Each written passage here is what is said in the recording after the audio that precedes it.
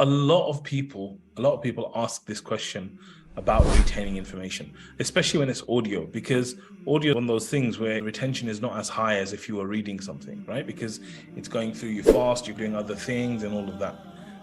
I've actually got a lot of experience of audio. I've probably listened to hundreds, maybe thousands of hours of audio, maybe tens of thousands. But I feel like retention is not the key. And I think this is a mistake that we make when we look into things like books and stuff.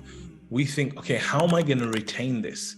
The truth is, retention is not the key for a great book. I think the key is transformation. Transformation is what we should be aiming for. So when I read a book and stuff, I'm not thinking like, how can I remember this? Of course, you want to remember good things and important points and things that you can use in your life and all these kind of things. But the ultimate aim is not retention. If I read a book, a really good book, and I retained everything, that wouldn't be enough for me. What I would want is I read an amazing book and then I actually use that stuff and it transforms my life.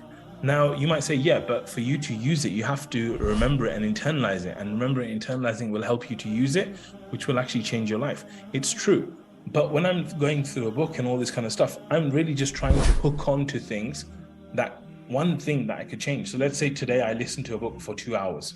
And in those 2-3 hours, I'll be thinking like, what's one big action I need to take considering everything I just heard? Like these last 2 hours, this book was amazing, right? What's one big action I could take that will change my life, right?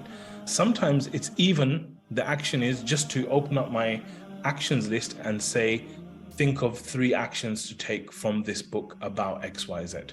So taking action on the moment. So in the same way, I would say that I would just have a slight shift in my paradigm and I would start thinking about whenever I'm going through content, how do I make it transformational for my life? And therefore, how do I take action on it now for it to benefit me in some way?